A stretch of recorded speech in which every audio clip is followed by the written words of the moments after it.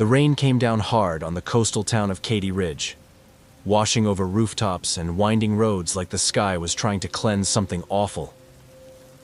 Inside the gray walls of the Holloway estate, the echo of clinking glasses and polite laughter had long faded.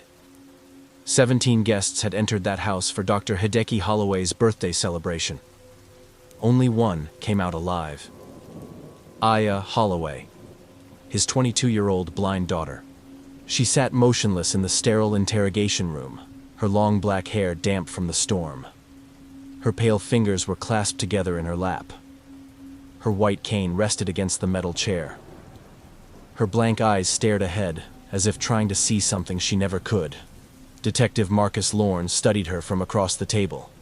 He'd never seen someone so calm after such a massacre. Not crying, not trembling, just listening. "Aya," he said softly, "can you tell me what happened last night?" She tilted her head slightly, her voice calm. They screamed, all of them, one by one. And then it was quiet.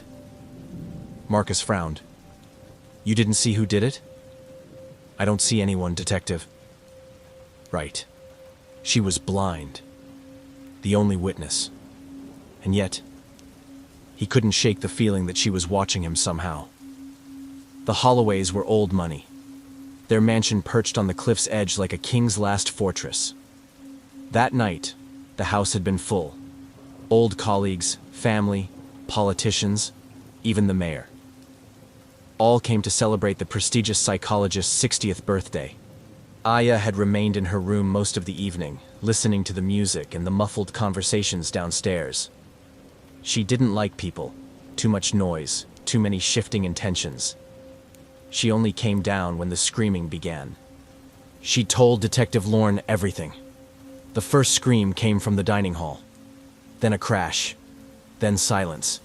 She descended the steps, hand on the rail, her cane tapping slowly as she moved toward the darkness. She said she could hear someone breathing near her, but they didn't speak. She smelled iron, blood. Then more screams from different rooms, a trail of broken glass, a body she almost stepped on. And then, nothing. Everyone was dead, poisoned or stabbed. Everyone except her. The autopsies confirmed the wine had been laced with cyanide, but 5 of the victims were stabbed, messily, viciously. The killer wasn't just after death. They wanted fear. But why not Aya? Detective Lorne visited the mansion again. Blood still stained the Persian rugs. The dining table was half cleared, plates left untouched. What disturbed him most was the piano in the corner. One of the guests had been strangled with the wire from inside it. The killer had used what was available. That suggested premeditation but also improvisation, rage, chaos. Back at the station, Aya sat in silence while Lorne went through old Holloway family records. He discovered something odd. Aya had a twin brother, Akio, deceased. Died in a fire when they were 10. No obituary. No grave. He returned to her. "You never mentioned a brother." She smiled faintly. "He was imaginary to some. But I remember him." "Is he dead?" "I think. He wants to come home." Lorne stiffened. Days passed. The press dubbed her the blind witness.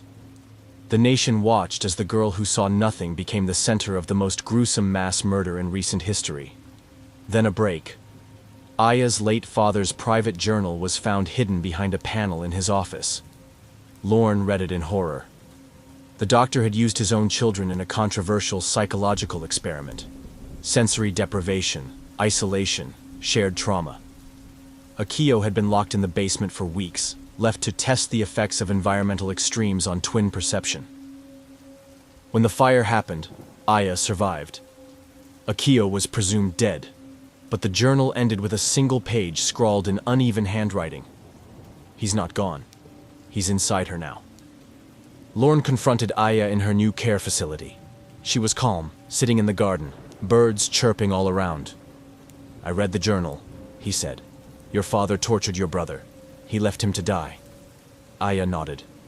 "Yes." "You remember?" "I never forgot." "Is Akio still here. Her lips twitched into a smile. I've never truly been alone, Detective. Lorne felt a chill crawl down his spine. What did you see that night? She turned her sightless eyes to him. I didn't need to see. I felt him moving. He was angry. He used my hands, my feet, my mouth. I don't remember doing it, but I remember the screams. He did it for me. She took a slow breath. For us. The institution confirmed Aya had never been diagnosed with dissociative identity disorder, but Lorne wasn't convinced. Her behavior fit the pattern. Trauma, split personalities, hidden rage. Still, there was something more. The bodies had been killed in too many ways: poison, strangulation, stabbing, bludgeoning. As if more than one person was responsible. Could one girl, even possessed, do that? Then came the security footage. Lorne watched the grainy tape from the estate's exterior cam. At exactly 9:03 p.m., a figure entered through the back garden. Tall, lanky, unidentifiable face. Moving awkwardly, almost twitching. He didn't leave. There was no entry record for him, no fingerprints, no DNA. Aya had said he wants to come home. What if he never left? A week later, Lorne received a call from the institution. Aya was gone. Vanished from her locked room. No sign of escape. Just her cane left behind, neatly laid on the bed. The nurse reported hearing a faint music box melody before the lights went out. Later that night, a neighbor claimed to see two figures walking hand in hand through the fog. One of them blindfolded, the other with a burned, featureless face. Detective Lorne closed the case with no answers. But sometimes, when walking alone at night, he swears he hears tapping, like a cane on wet pavement. And he wonders, was she truly blind? Or was she simply letting him see through her eyes?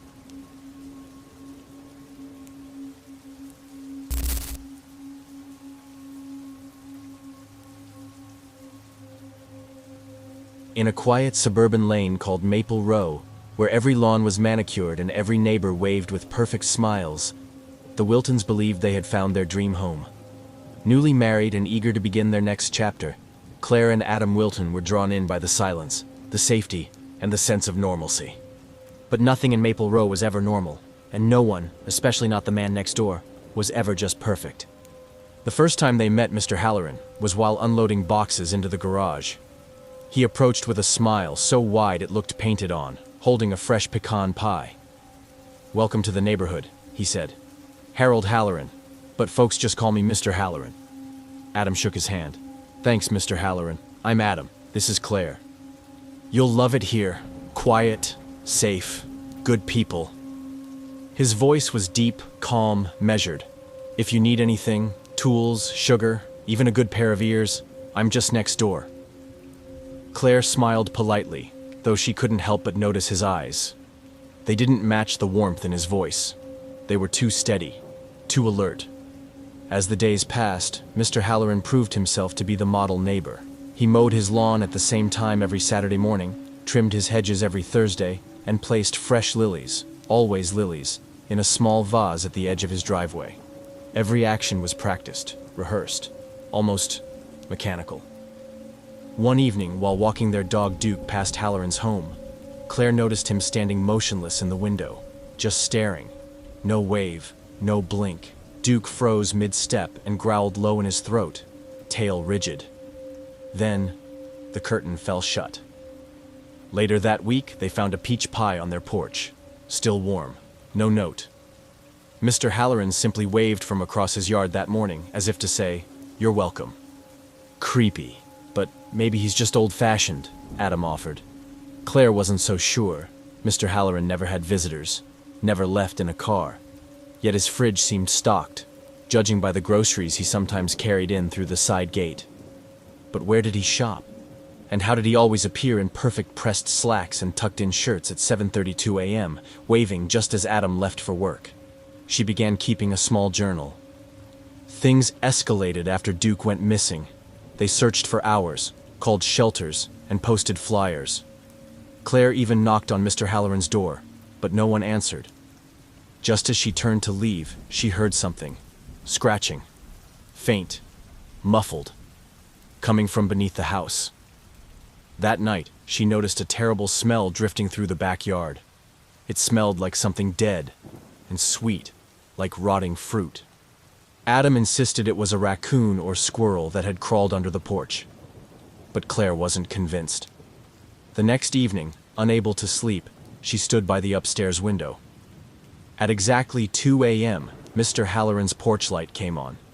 He stepped out in a robe and slippers, carrying a tarp-covered bundle. He walked calmly to his backyard, disappeared behind the wooden fence, and didn't come back. Claire made up her mind. The following night, Mr. Howerin left again at 2 a.m., just as she predicted. Claire crept out of her own house, slipped into the shadows of the hedge line, and approached his back door. Strangely, it was unlocked. She entered. The inside of his home was pristine, almost like a showroom. Plastic-wrapped couches, polished wooden floors, dozens of picture frames on the walls, each one showing a different family, different parents, different children, all smiling, none of them repeated. She found the basement door. It was padlocked. As she turned to leave, she noticed a hatch behind the pantry. It led down. Phone flashlight in hand, Claire descended a short, rickety staircase into a dark cellar. The air was cold, damp, and thick with that same sickly sweet smell. At the bottom, she found rows of filing cabinets, metal, rusted, and beside them, rows of jars. Inside each jar was something preserved. A lock of hair, teeth, a dried eye. Claire staggered back, heart pounding, bile rising in her throat. A low growl echoed in the darkness. She turned. Duke was there, in a cage, thin and dirty, but alive. He whimpered when he saw her. Then came the creak of the hatch above. Someone was coming down. Claire rushed to open Duke's cage as footsteps descended behind her. Curiosity, Mr. Howerin said, voice smooth, is the beginning of most people's mistakes. He stood at the base of the stairs, holding a long steel rod. Calm, poised. Who are those families? Claire asked, trying to buy time.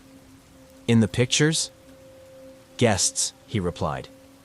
Every one of them. People who needed comfort, stability, a perfect life. He gestured at the jars. Souvenirs. Claire lunged at the cage, grabbing Duke's leash, and yanked him out. Mr. Howerin didn't move, just watched, smiling. Run, she whispered to Duke. Go home. The dog bolted up the stairs. Claire followed, stumbling, as Mr. Howerin reached for her. She slammed the hatch behind her and locked it, then ran. Back home, she burst through the door, panting, hysterical. Adam stared at her in shock as Duke leapt into the room.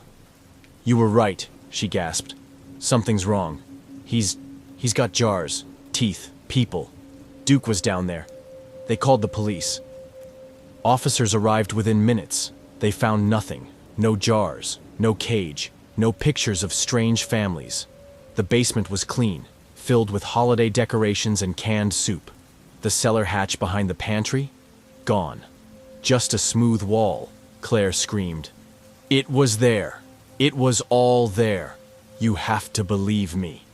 Mr. Howerin stood calmly in his doorway, robe neatly tied, cup of tea in hand. Poor girl, he said. I always feared the stress of moving might be too much for her. The officers apologized and left. That night, Claire sat on the edge of her bed, rocking back and forth. I'm not crazy, she whispered. I saw it. Adam wasn't sure what to believe. He told her to rest. But she didn't sleep. And the next morning, Adam found her gone. The house was locked. No signs of struggle, no note, just a fresh apple pie on the porch. Still warm, and from his porch, Mr. Howerin waved at him. Same smile, same dead eyes. Mr. Howerin was the perfect neighbor, the kind who never forgets a name, the kind who always smiles, and the kind who knows exactly how to disappear you, without a trace.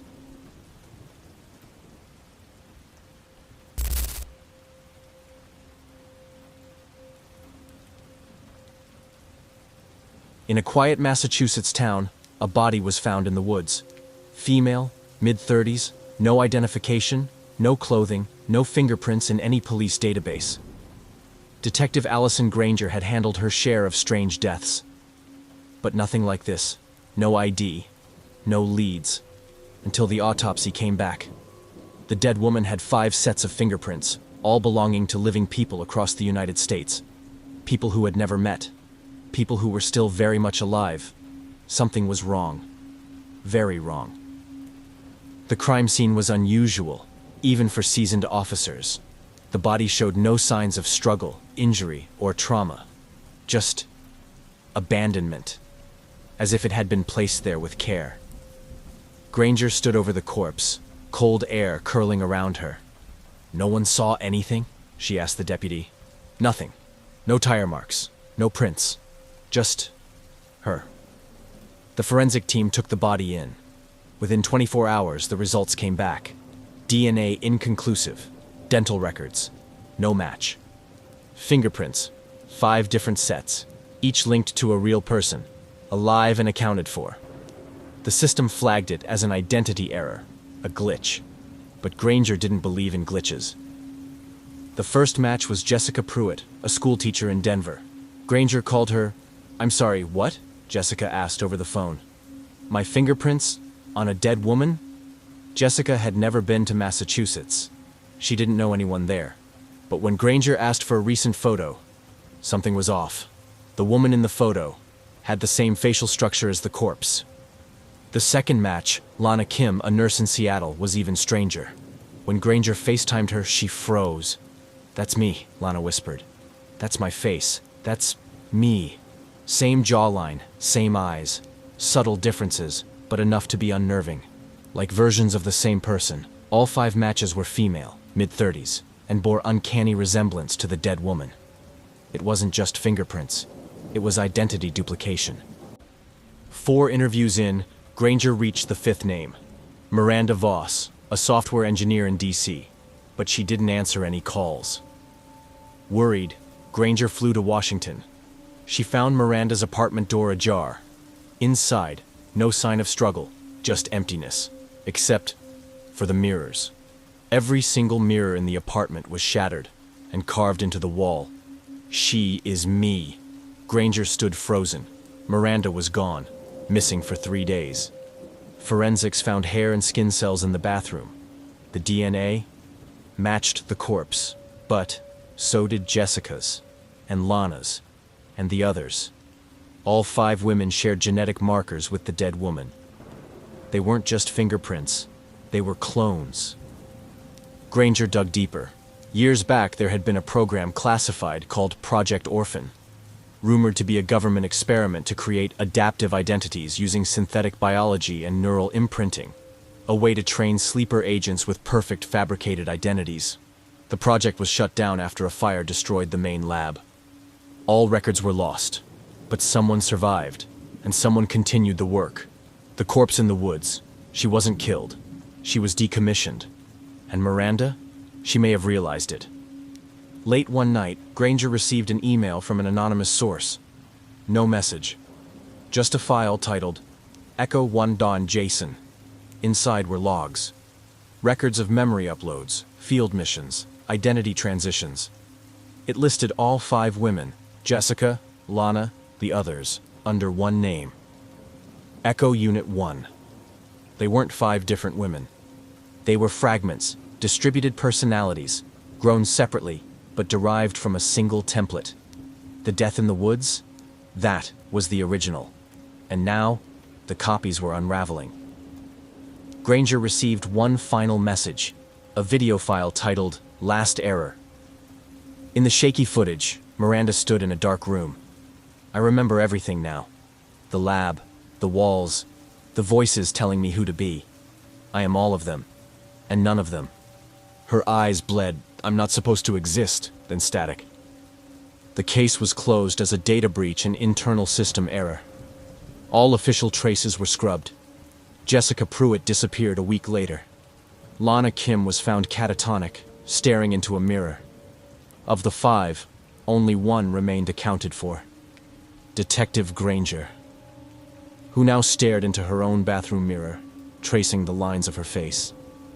They matched the corpse too closely, too perfectly.